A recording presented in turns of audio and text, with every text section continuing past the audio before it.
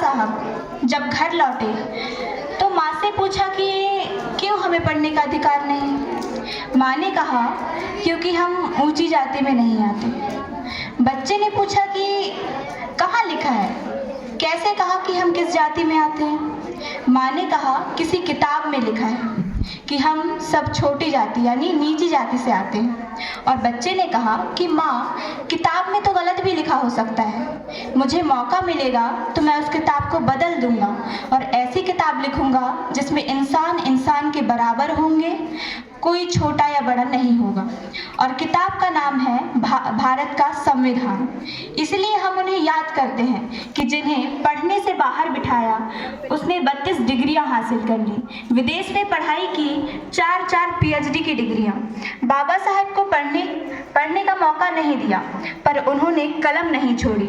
हुनर और काबिलियत ऐसी कि उन्होंने अपने हुनर और काबिलियत से जब भारत का संविधान बनने की प्रक्रिया शुरू हुई और चुना जा रहा था तो बहुत सारे लोग यह बात समझते हैं कि एहसान कर दिया किसी ने बाबा साहेब डॉक्टर भीमराव अंबेडकर को संविधान की प्रारूप समिति का अध्यक्ष बनाकर। मगर हकीकत यह है कि उस वक्त पूरे मुल्क में उनसे ज़्यादा काबिल और हुनरमंद दूसरा कोई था ही नहीं जो संविधान सभा की प्रारूप समिति का अध्यक्ष बनाया जा सके। उतने पढ़े लिखे, उतने हुनरमंद थे भीमराव अंबेडकर जी।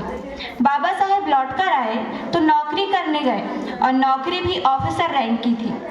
पढ़कर आए थे, अपनी काबिलियत से वह नौकरी जिसका वादा था वह करने गए। चपरासी फाइल फेंक कर देता था, पीने का पानी अलग और अपमान इतना कि रहने का घर नहीं। जाति देखकर और इतना सब कुछ हुआ कि एकदम बहुत ही ज़्यादा अत्याचार बड़ा। बाबा साहब टूट गए। वापस लौटने के लिए ट्रेन पकड़ने आए तो आज भी वह स्थान संकल्प भूमि जहां बैठकर बाबा साहेब रोए थे।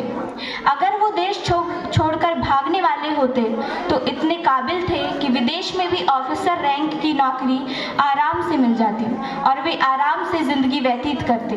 पर साहेब, हमारे पुरखे का इतिहास ये है कि वे भागने वाले नहीं, वो बदलने वाले थे। उन्होंने संकल्प लिया कि मैं इतना पढ़ के लौटा हूँ तो मेरे साथ इतना भेदभाव, मेरे समाज के साथ कितना भेदभाव होगा। वही संकल्प लिया कि अब इस मुल्क में रहकर इस मुल्क की बेहतरी के लिए तब तक चैन से नहीं बैठूंगा जब तक अपने समाज को इस अपमान से मुक्त करने का बीड़ा ना उठा लूं। इसीलिए उस भूमि को संकल्प भूमि के रूप में याद किया जाता है और आज भी हम BR अम्बेडकर जी को बहुत ही सम्मान के साथ याद करते हैं। अंत में मैं कुछ अपनी लाइन बोलना चाहूँगी। ऊंच नीच की बेड़ियां तोड़ी, ऊंच नीच की बेड़ियां तोड़ी, दिलाया जन जन को अधिकार। अपमान सहे पर टूटे ना वो, डॉक्टर बाबा साहेब महान, डॉक्टर बाबा साहेब महान। धन्यवाद।